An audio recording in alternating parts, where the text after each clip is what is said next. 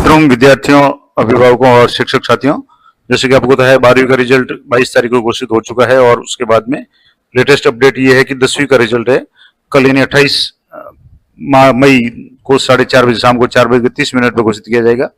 Result घोषित होने के बाद में कई स्टूडेंट है अपने मार्क्स से संतुष्ट नहीं हो पाते, तो उनको एक चांस दिया जाता है कि उनके मार्क्स की जो भी उसकी कॉपी है उसकी रीटोटलिंग की जाती है, यानी स्क्रूटनी की जाती है, समीक्षा की जाती है। अब समीक्षा के लिए आवेदन करना चाहें आप तो किस तरीके से करेंगे, तो माध्यमिक शिक्षा बोर्ड की जो साइट है इस पर जाकर के आप स्क्रूटनी 2025 इस पर आपको क्लिक करना है और स्क्रूटनी में यहाँ से आप देखेंगे तो सामान्य जो आवेदन है 29 तारीख तक, यानी परीक्षा परिणाम घोषित होने के 7 दिन के अंदर, जैसे 22 तारीख को परिणाम घोषित हुआ था तो 7 दिन के अंदर अंदर है वो आवेदन कर सकते हैं, जिसमें आर्ट्स, साइंस और कॉमर्स 12वीं का जो तीनों का और वरिष्ठ उपाध्याय चारों जो रिजल्ट घोषित हुए थे, तो 22 तारीख को रिजल्ट घोषित हुआ था तो 7 दिन का मतलब हो गया कि 29 तारीख तक तो नॉर्मल शुल्क के साथ में अप्लाई कर सकते हैं।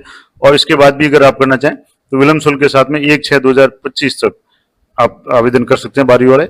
10वीं के लिए जैसे कल 28 को रिजल्ट घोषित हुआ जाएगा, तो जैसे रिजल्ट घोषित होता है उसके 7 दिन के अंदर आप आवेदन करेंगे तो नॉर्मल शुल्क, उसके बाद आवेदन करेंगे तो 3 दिन एक्स्ट्रा दिए जाएंगे जिसमें आपको विलम्ब शुल्क के साथ में आवेदन करना पड़ेगा। अब आवेदन के लिए आपको किन किन बातों का ध्यान रखना है, किस तरीके से क्या प्रोसेस रहेगा, तो मैं आपको यहाँ जो चीजें हैं वो एक डिटेल बता देता हूँ। यहाँ से जैसे बोर्ड की साइट पे जाएंगे तो सबसे पहले आपको अपना रजिस्ट्रेशन करना पड़ेगा, और रजिस्ट्रेशन करते समय सबसे इंपॉर्टेंट बात मैं हर बार कहता हूँ कि आप अपना मोबाइल नंबर खुद के, ईमेल आईडी खुद की दें।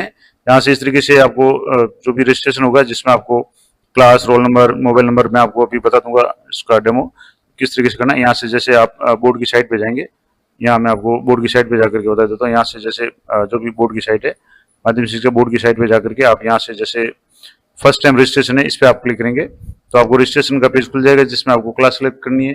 अभी जैसे आर्ट्स का रिजल्ट आया हुआ है तो 12वीं आर्ट्स से साइंस कॉमर्स जो भी है 12वीं का आएगा, और कल से 10वीं का भी यहाँ ऑप्शन आ जाएगा, तो क्लास सेलेक्ट कर लें। उसके बाद अपने रोल नंबर एंटर करने हैं, मोबाइल नंबर एंटर करना है, email ID, bank account number, account holder का नाम और IFSC कोड और ब्रांच का नाम, ये सारे डिटेल्स जहाँ तक हो सके, अगर स्टूडेंट का खुद का अकाउंट है तो वही एंटर करें, क्योंकि अगर मान लो आपकी आपत्ति, उसके बाद में अगर आपत्ति आप दर्ज करते हैं जब आपकी कॉपी दिखाई जाएगी और वास्तव में कुछ गड़बड़ है तो आपको जो भी फीस है वो वापस दी जाएगी, तो उसके लिए आपको बैंक डिटेल्स वगैरह है वो सही एंटर करनी है। उसके बाद में आपको अपना एड्रेस एंटर करना है, पिन कोड एंटर करना है और एक अपना स्व प्रमाणित ID प्रूफ आपको एंटर करना है। कौन कौन से ID प्रूफ कर सकते हैं, तो यहाँ से आपको फाइल चूज करनी है, एडमिट कार्ड, आधार कार्ड, यानी 12वीं बोर्ड का या 10वीं बोर्ड का एडमिट कार्ड जो आपका है, आधार कार्ड या पैन कार्ड या वोटर ID, चारों में से कोई भी एक ऑप्शन है। जैसे आधार कार्ड एंटर करेंगे तो उसकी आपको यहाँ से PDF बना करके अपलोड करनी है और वो स्व प्रमाणित हो, यानी उसकी PDF में जैसे आधार की फोटोकॉपी उस पर ऊपर आपके साइन करके उसको अपलोड करें। उसके बाद में यहाँ जो भी टेक्स्ट मैसेज होगा वहाँ आपको ये करना है और जो भी मैसेज को यहाँ टेक्स्ट को एंटर करना है, चेक बॉक्स पर क्लिक करना है और यहाँ से आपको रजिस्ट्रेशन करना है। रजिस्ट्रेशन करने के बाद में अगला है आपके जो भी OTP आएगा और आपका रजिस्ट्रेशन हो जाएगा। रजिस्ट्रेशन के बाद में आपको आगे जैसे इस तरीके से रजिस्ट्रेशन हो जाएगा, उसके बाद में आपको पेज आगे जो खुलेगा इसमें आपको सब्जेक्ट सेलेक्ट करने पड़ेंगे कि आप किस विषय की कॉपी है वो देखना चाहते हैं, समीक्षा करवाना चाहते हैं। अब इसमें दोनों बातें हैं कि आपकी कॉपी ऑनलाइन आपको दिखाई जाएगी, आपकी कॉपी की समीक्षा होगी, यानी उसमें कहीं मार्किंग में गड़बड़ तो नहीं है, कहीं गेजिंग में गड़बड़ तो नहीं है, कॉपी री चेकिंग नहीं होगी, रीटोटलिंग होगी, ये जरूर ध्यान रखें। यानी आपके अंकों में वगैरह अंतर है तो वो सारा देखा जाएगा, मैं आपको थोड़ा सा और बता दूंगा। तो यहाँ जैसे आपको सब्जेक्ट सेलेक्ट करना है कि किस विषय की कॉपी आप करवाना चाहते हैं, समीक्षा करवाना चाहते हैं, तो जितने भी सब्जेक्ट आप करवाना चाहते हैं, जैसे 12वीं वाले हैं तो आर्ट्स के स्टूडेंट है तो जो भी सब्जेक्ट है, साइंस के तो जो भी है, आप जिसके भी जो भी लागू होता है उनमें सब में एक साथ अप्लाई करना है। जो भी सब्जेक्ट 1, 2, 3 है उनका अलग अलग फॉर्म नहीं भरना है, एक साथ ही। अगर आप जैसे फिजिक्स की करना चाहते हैं या फिजिक्स पे क्लिक कर लें, केमिस्ट्री करवाना चाहते हैं केमिस्ट्री पे क्लिक कर लें, और जैसे क्लिक करेंगे वो अप्लाइड वाला कलर है रेड से है वो आपके इस तरीके से ग्रीन हो जाएगा। उसके बाद में आपको नीचे आगे है उसको सेव करके पे नाउ पे क्लिक करना है, यानी 400 रुपये पर विषय के हिसाब से आपको पेमेंट करना पड़ेगा और वो पेमेंट करने के बाद आपका है वो कंफर्मेशन हो जाएगा। आपका जो भी रीटोटलिंग की स्थिति जानने के लिए आपको ID और पासवर्ड है वो कुछ समय बाद मिलेंगे और यथासंभव 10 दिन के अंदर अंदर आपको SMS के द्वारा और ईमेल के द्वारा ID या पासवर्ड मिल जाएगा। जहाँ आपकी कॉपी अपलोड होगी बोर्ड की साइट पे, वहाँ आप लॉगिन करके, यहाँ जो मेन साइट है यहाँ आपको जब ID पासवर्ड मिलेंगे तो यहाँ से आपको ID पासवर्ड जो भी होगा वो डाल करके आपको लॉगिन करना है और लॉगिन करने के बाद आपकी कॉपी है वो ऑनलाइन आपको दिख जाएगी। उसमें आप प्रिंट निकाल सकते हैं, इसकी PDF डाउनलोड कर सकते हैं। तो ये पूरा प्रोसेस रहेगा आपके अप्लाई करने का। तो अप्लाई करने के बाद में किन किन बातों का आपको विशेष रूप से ध्यान रखना है कि क्या क्या बातें हैं, कितनी फीस होगी। तो मैंने वैसे पहले बता दिया कि फीस है वो 400 रुपये पर विषय है और परीक्षा परिणाम घोषित होने के 7 दिन के अंदर अंदर आपको आवेदन करना है।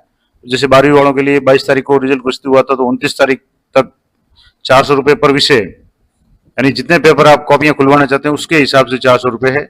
ये जरूर ध्यान रखें, 400 रुपये प्रति विषय है, प्रति उत्तर पुस्तिका है।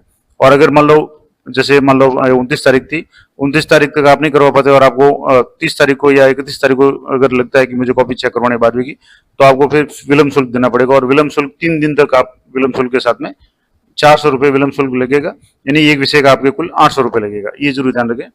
और जो भी है आप अपनी स्व प्रमाणित आईडी अपलोड जरूर करनी है, मैंने आपको पहले बता दिया।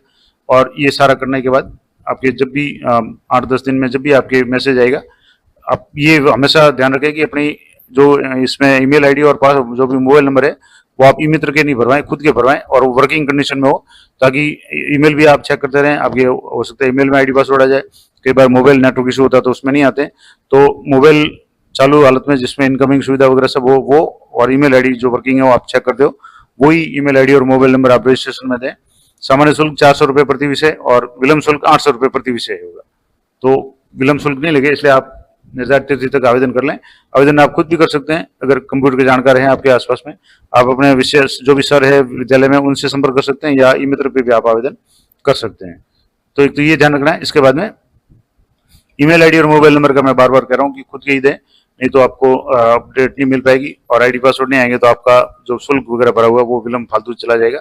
और उसके बाद में जैसे आपके मोबाइल पे मैसेज आता है, ईमेल आता है, तब आप लॉगिन आईडी और पासवर्ड डाल करके चेक कर सकते हैं। अब इसमें विशेष क्या होगा कि समीक्षा के अंतर्गत आपकी कॉपियों की री चेकिंग नहीं होगी, री टोटलिंग होगी। जिसमें क्या क्या होगा, एक तो अंकों में अगर अंतर है, भिन्नता है योग में, टोटल में, तो वो चेक किया जाएगा। अंदर बार केजिंग में है, केजिंग का मतलब होता है कि जैसे आपकी जो कॉपी होती है उसमें अंदर जो भी प्रश्न उत्तर है उनके नंबर दिए जाते हैं और जो मेन फर्स्ट पेज होता है उसके ऊपर प्रश्न संख्या और उसके आगे बॉक्स लिखा होता है जिसमें नंबर भरे जाते हैं। जो भी विक्षेप होते हैं वो नंबर भरते हैं कि पहले प्रश्न में इतने नंबर आए, दूसरे में इतना आए, तीसरे में इतना आए।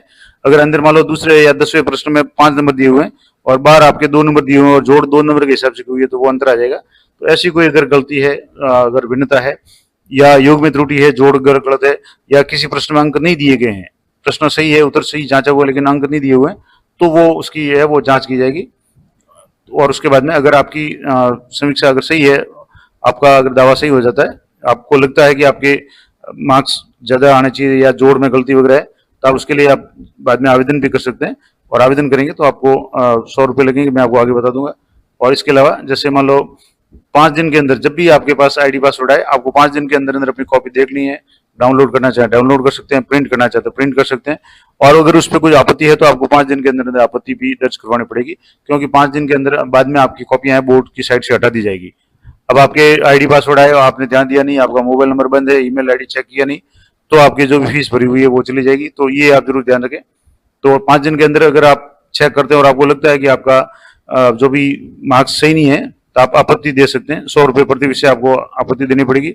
और आपत्ति देने के बाद में अगर जांच में कमेटी द्वारा जो भी जांच होगी, आपका दावा सही पाया जाता है कि वास्तव में वीक्षक ने गलती की है, तो आपको जो भी पेमेंट है वो आपका वापस आ जाएगा। और उसके लिए आपको शुरू में आपके अकाउंट नंबर वगैरह है, बैंक डिटेल्स है वो भरवाई जा रही है, तो बैंक डिटेल्स भी आप सही ध्यान से भरें।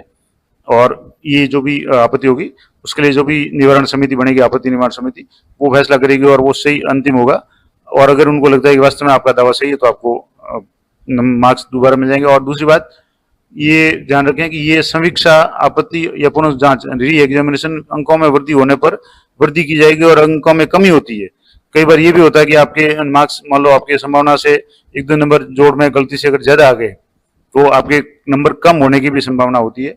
तो ये कभी आप मत सोचे कि आपके नंबर बढ़ेंगे, कई बार नंबर कम भी हो जाते हैं। तो आपको अगर वास्तव में विश्वास हो कि आपके 1-2 नंबर का हो तो कोई बात नहीं, लेकिन अगर आपको लगता है कि आपके नंबर में काफी अंतर है, आपको मान लो जैसे 80 नंबर का पेपर था, उसमें आपको मान लो 70 नंबर की आशा थी और आपके 30 नंबर ही आ रहे हैं, 35 नंबर ही आ रहे हैं और बहुत बड़ा अंतर आपके है और आपको लगता है कि आपकी कॉपी सही थी लेकिन नंबर मार्किंग सही नहीं हुई है, तभी आप समीक्षा करवाएं।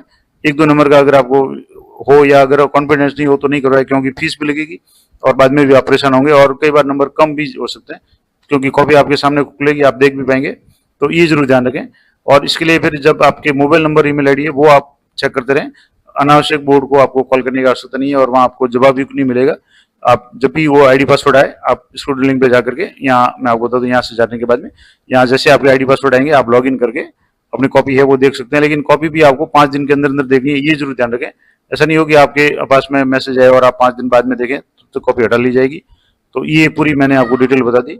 आशा करता हूँ ये सारी जानकारी आपके लिए उपयोगी रहेगी। मैंने गत साल यानी विगत 3-4 साल से मैं ये आवेदन भी कर रहा हूँ, फॉर्म भी भर रहा हूँ, इसके संबंध में मैंने वीडियो भी बना रखे हैं और मेरा पर्सनल अनुभव है कि आप ज्यादा इसके भरोसे नहीं, क्योंकि इसमें कई बार जुलाई, अगस्त, सितंबर तक इसकी कॉपियों के जो है आईडी पासवर्ड आते रहते हैं और बच्चे परेशान होते रहते हैं कि मेरे अभी तक अप्लाई किया हुआ है स्क्रूटिनी का और समीक्षा का अभी तक रिजल्ट नहीं आया है, मैं क्या करूं। तो आप जो भी आगे में जैसे 12वीं वाले हैं, अगर में किसी भी कॉलेज में एडमिशन लेना है, कहीं भी किसी भी संस्थान में लेना, तो आप ले लें। इस रिजल्ट के या जो समीक्षा के भरोसे नहीं रहे। जो भी होगा आपका बाद में जब भी होगा तो वो अगर आपका प्लस होगा तो नई मार्क लिस्ट आपकी जो आएगी, और अगर कई बार नेगेटिव हो जाता है तो आप सोच समझ कर ही आवेदन करें, क्योंकि आपका फीस भी लग रही है, 400 रुपये प्रति विषय लग रहे हैं।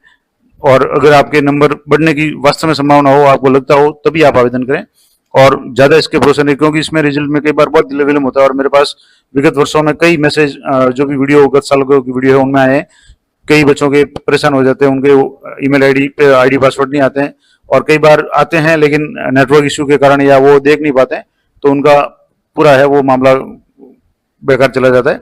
तो कोशिश करें आप अलर्ट रहें। तो इसी तरह की लेटेस्ट अपडेट जानकारी चैनल पर बने रहें। मिलते हैं नेक्स्ट वीडियो में, तब तक जय हिंद, जय भारत।